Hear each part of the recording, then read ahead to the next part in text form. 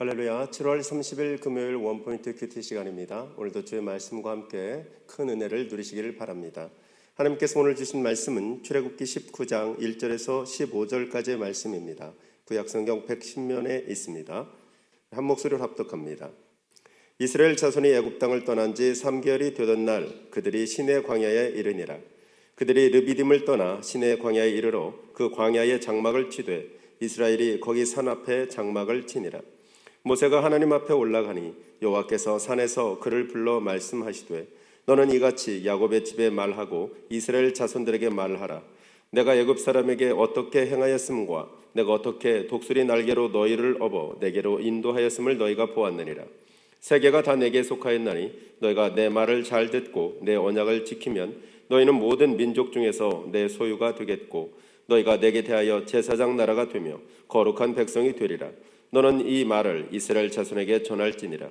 모세가 내려와서 백성의 장로들을 불러 여호와께서 자기에게 명령하신 그 모든 말씀을 그들 앞에 진술하니 백성이 일제히 응답하여 이르되 여호와께서 명령하신 대로 우리가 다 행하리이다. 모세가 백성의 말을 여호와께 전하매 여호와께서 모세에게 이르시되 내가 빽빽한 구름 가운데서 내게 임함은 내가 너와 말하는 것을 백성들이 듣게 하며 또한 너를 영영히 믿게 하려 함이니라. 모세가 백성의 말을 여호와께 아뢰었으므로 여호와께서 모세에게 이르시되 너는 백성에게로 가서 오늘과 내일 그들을 성결하게 하며 그들에게 옷을 빨게 하고 준비하게 하여 셋째 날을 기다리게 하라. 이는 셋째 날에 나 여호와가 온 백성의 목전에서 시내산에 강림할 것임이니 너는 백성을 위하여 주의 경계를 정하고 이르기를 너희는 산과 산에 오르거나 그 경계를 침범하지 말지니 산을 침범하는 자는 반드시 죽임을 당할 것이라.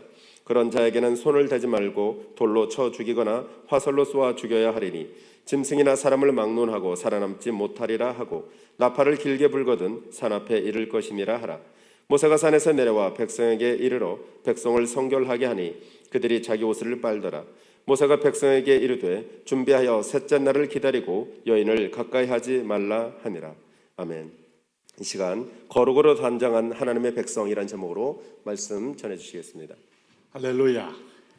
네, 오늘 우리가 금요일날은 여러분 우리 공동체를 돌보는 날이다. 저는 이렇게 생각하고 싶습니다.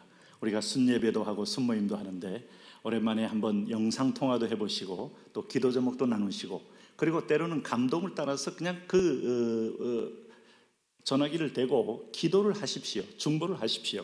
하나님은 언제 어느 때 물꼬를 열고 역사할지 아무도 알 수 없어요. 그러니까 우리의 기도가 하나님의 은혜에 심장을 움직이는 아주 중요한 하나의 소위 이 방아쇠와 같은 역할을 합니다. 그런 축복이 있기를 바랍니다. 특별히 오늘 출애굽기 19장 1절에서 15절 말씀은 드디어 이 백성이 시내산에 이른 장면을 보여줍니다. 여러분, 시내산이 왜 중요한 줄 아세요? 모세가 40일 동안 금식하며 하나님의 계명을 받은 장소요. 비로소 이 백성이 어떤 백성이 되어야 마땅하냐 하는 것을 선명하게 제시받은 날이 바로 시내산의 십계명입니다. 그래서 하나님이 이런 계명을 주고 이걸 잘 지키면 나는 너의 하나님이 되고 너는 내 백성이 되어 내가 열방 가운데서 너희를 책임져 주리라. 이 엄청난 약속. 우리는 이 지상이 영원한 나라가 아니에요. 그러나 하나님은 하나님 백성을 통하여 하나님의 영원한 나라를 설명하기를 원하셔요. 그리고 하나님이 선하심을 보여주기를 원하세요. 그리고 하나님이 함께 한다는 것이 얼마나 큰 축복인가를 알게 하기를 원하셔요. 그래서 이 백성이 여기 이제 말씀드려만 순종하면 큰 복이 있는 거죠. 여기 이제 1절에 보면 이 이스라엘 자손이 애굽 땅을 떠난 지 3개월이 되던 날 그들이 시내 광야에 이르니라. 이제 3개월이라고 말했습니다. 일반적으로 보면 시내산까지 한 10일이면 족합니다. 근데 한 60일 지나서 한 3개월 가까이 이르게 된 것은 어린아이도 있고 거기 또 노인도 있고 또 뭐 아무래도 아주 가족 단위별로 점점 이렇게 줄이 길어지지 않겠어요? 그 뭐 200에서 한 400만이 움직인다고 했을 때 정말 기적 같은 행진이거든요. 제가 대학생들 430명을 데리고 오늘 대만을 가고 또 400명 데리고 모스크바를 가고 뭐 300명 데리고 이스라엘 가고 할 때 돌이켜보면 이게 한 명도 사고가 없고 각 분야에 흩어져 전도하고 이렇게 모여서 함께 집회할 때 보면 정말 하나님이 각 팀장들, 각 10부장, 50부장, 100부장들에게 은혜와 지혜를 줘서 그들이 현장에서 지혜롭게 결단하고 운행할 때 동일한 한 성령으로 한 가족같이 움직였다 이 말이죠. 그러니까 여기도 보면 정말 성령 리더십이 앞장서기 때문에 이렇게 여기까지 왔다 이렇게 말할 수 있는데, 이 신의 산이라는 것은 아주 상징적인 벌써 홍해를 건넌 백성들이 이제 어떻게 살아야 하는지를 보여주는 하나님의 율령을 반포하는 선이다. 이 산은 그래서 이스라엘에게 아주 영원한 성산이 되는 겁니다. 뭐라고 했습니까? 여러분 여기서 4절에 하나님이 여기까지 인도해 올 때 이런 표현을 썼어요. 내가 애굽 사람에게 어떻게 행하였음과 내가 어떻게 독수리 날개로 너희를 업어 내게로 인도하였음을 너희가 보았느니라. 자, 지금까지 시내산에 오기까지 여정을 간단하게 하나님은 애굽 사람에게 어떻게 행한 것을 너희가 보았다는 겁니다. 10가지 재앙을 통하여 신 중의 신은 하나님 나 여호와밖에 없다는 걸 알았다는 겁니다. 두 번째는 내가 독수리 날개로 너희를 업어, 이 말은 광야를 통과했다는 말입니다. 죽음의 땅을 통과했다는 거예요. 이래서 훈련함으로써 하나님께서 죽이려고 한 게 아니라 우리를 강하게 하고 세상을 이기는 존재로 하나님 우리를 훈련시켰다 하는 거예요. 그래서 하나님이 주신 약속이 뭐예요? 5절 6절이 성경의 아마 모세오경 가운데 저는 가장 중요한 오늘 구절이라고도 저는 믿고 있어요. 여러분 이 말씀이 뭔가 하면 세계가 다 내게 속하였나니 너희가 내 말을 잘 듣고 내 언약을 지키면 너희는 모든 민족 중에서 내 소유가 되겠고, 이 말은 뭔가 하면 하나님 것이 된다는 거예요. 여러분 하나님 것이 된다는 것은 하나님이 함께하고 하나님이 운영하고 하나님이 그 나라를 건국하고 이루어가고 부흥, 번영, 성취 다 하겠다는 겁니다. 지상에 이런 나라가 있습니까? 없습니다. 가인의 나라입니다. 자기끼리 힘을 모아서 부족을 이루고, 여러분 몽골이 일어날 때 몽골의 부족끼리 치열한 싸움을 합니다. 어제의 형제가 오늘은 적이 되어서 기습을 하고 죽이고 약탈하고 그 집 부인을 자기 아내로 데려오고, 그게 풍습이잖아요. 그러면서 몽골 정원에 수십 개, 수백 개의 부족들을 싸워가면서 나중에 거대한 제국을 이루게 만든 게 칸입니다. 이 칸이 이 힘을 가지고 유럽을 친 거 아니에요. 자, 강한 자만이 여러분 그 안에서 리더가 될 수 있어요. 그런데 오늘 그런 세상 속에 하나님이 전혀 별개의 어느 나라를 하나 세우는데, 이 나라는 힘이 있는 것도 아니고 노예로 430년 있던 백성이고, 어떤 면에서 보면 전투훈련을 한 번도 경험해 본 적이 없지만은 이런 가인이 만든 나라의 어떤 나라를 만나더라도 넉넉히 이기는 여호와 군대의 백성이 됐다. 이게 바로 하나님 특별한 은혜입니다. 여러분 지금도 이런 나라가 있습니다. 이런 백성이 있습니다.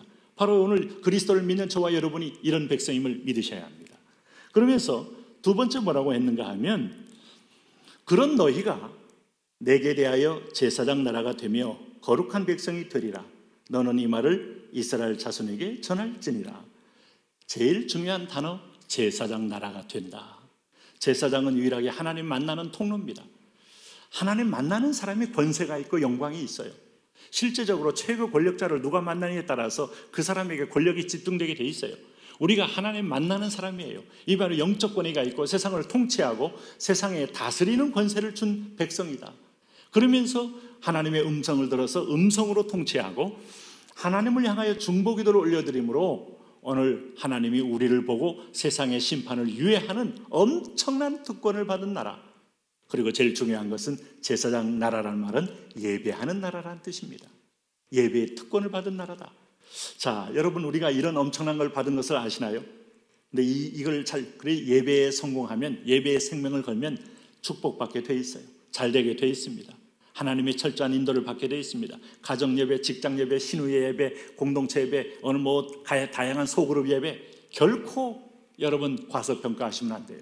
그래서 지혜로운 어느 CEO는 자기 회사에 신우에 생기면은 파괴하려고 하는 멍청한 짓을 하는 게 아니고, 그들을 후원하고 도와서 점심시간에 30분 동안 예배하고 그리고 30분 식사하고 오는 그분들의 삶을 지원하고 후원하고 격려하고, 나중에 그 축복이 회사를 통하여 열방에 흘러가는 에덴의 동산처럼 되는 거, 여러분 이 원리입니다. 그래서 오늘 이런 복을 이게 정체성이에요. 그러니까 하나님 만나려면 거기 뒤에 부연한 게 있어요. 거룩한 백성이 되리라. 레위기의 거룩한 백성은 하나님 만나기 위한 과정입니다. 거룩 자체가 목적이 될 수는 없잖아요.